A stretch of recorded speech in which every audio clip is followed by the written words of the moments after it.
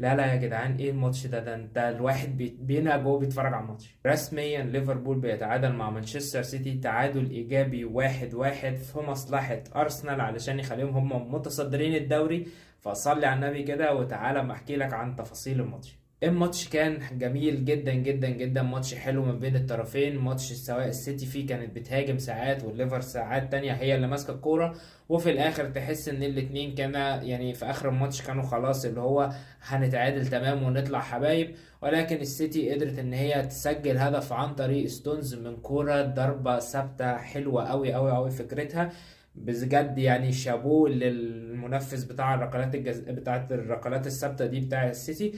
كرة حلوة قوي، خداع فيها اوكي، خد المدافع بتاع ليفربول وخلى ستونز يتحرك فاضي جدا، دخل حط الكرة في الجون. وكمان اللي زودها انه نونيز ما كانش مركز معاه، فقدر ان هو يسجلها بكل سهولة.